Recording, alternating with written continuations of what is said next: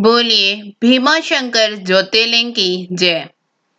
मैं आप सभी को ये बताना चाहती हूँ कि हमारे 2 चैनल और भी हैं, मधुर भजन और आरती के लिए मन रखिए और डेली जनरल नॉलेज के क्वेश्चंस के लिए लर्निंग बाय डूइंग। इन दोनों के लिंक डिस्क्रिप्शन बॉक्स में दे दिए हैं, एक बार आप जाकर देखिएगा जरूर। आइए श्री भीमाशंकर ज्योतिर्लिंग की कथा का गुणगान करते हैं। अगर आपको अच्छी लगे तो लाइक, शेयर, सब्सक्राइब जरूर कीजिएगा। यह ज्योतिर्लिंग पुणे से लगभग 100 किलोमीटर दूर सह्याद्री की पहाड़ी पर स्थित है। इसे भीमाशंकर भी कहते हैं या भीमेश्वर ज्योतिर्लिंग भी कहते हैं। इस ज्योतिर्लिंग की स्थापना के विषय में शिव पुराण में यह कथा वर्णित है। प्राचीन काल में भीम नामक एक महाप्रतापी राक्षस था। वह कामरूप प्रदेश में अपनी मां के साथ रहता था।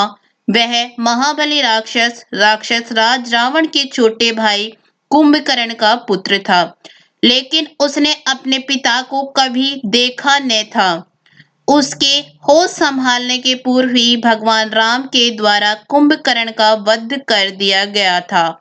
जब वह युवावस्था को प्राप्त हुआ, तब उसकी माता ने उसे सारी बातें बताई।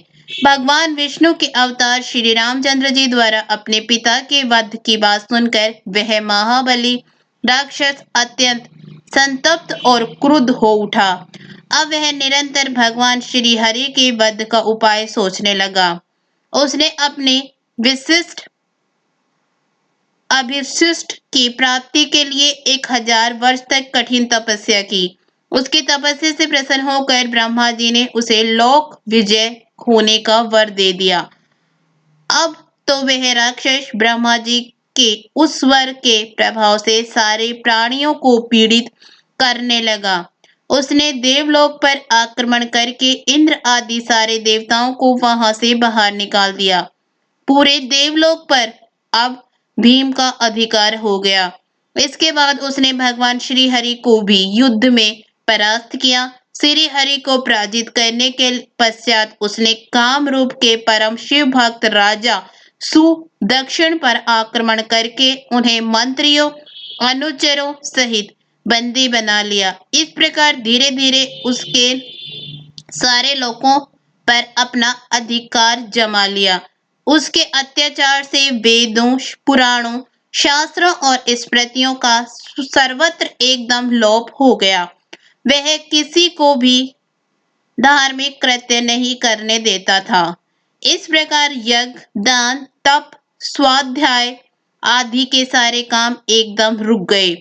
भीम के अत्याचार की भीषणता से घबराकर ऋषि मुनि और देवगण भगवान शिव की शरण में गए और उनसे अपना तथा अन्य सारे प्राणियों का दुख कहा।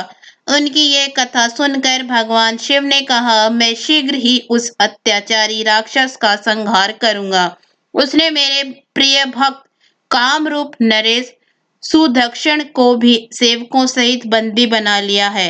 वह अत्याचारी असुर अब और अधिक जीवित रहने का अधिकारी नहीं रह गया। भगवान शिव से यह आश्वासन पाकर ऋषि मुनि और देवगण अपने अपने स्थान को वापस लौट गए। इधर राक्षस भीम के बंदी गृह में पड़े हुए राजा सैदिक्षण ने भगवान शिव का ध्यान किया। वे अपने सामने पार्थिव शिवलिंग रखकर अर्चना कर रहे थे। उन्हें ऐसा करते देख क्रोधोन्मत्त होकर राक्षस भीम ने अपनी तलवार से उस पार्थिव शिवलिंग पर प्रहार किया, किंतु उसके तलवार का स्पर्श उस लिंग से हो भी नहीं पाया कि उसके भीतर से साक्षात शंकर जी वहां प्रकट हो गए। उन्होंने अपने हुंकार मात्र से उस राक्षस को वहीं जलाकर भस्म कर दिया। भगवान शिव जी का यह अद्भुत कृत्य देखकर सारे ऋषि मुनि और देवगण वहां एक होकर उनकी स्तुति करने लगे। उन लोगों ने भगवान शिव से प्रार्थना की कि महादेव, आप लोग कल्याण आर्थ सब सदा के लिए यही निवास करें। यह क्षेत्र शास्त्रों में अपवित्र बताया गया है। आपके निवास से यह परम पवित्र पुण्य क्षेत्र बन जाएगा।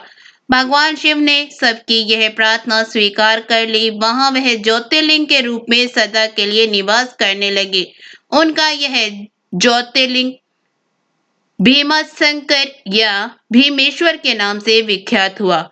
शिव पुराण में यह कथा पूरे विस्तार से दी गई है। इस ज्योतिर्लिंग की महिमा अमोघ है। इसके दर्शन का फल कभी व्यर्थ नहीं जाता।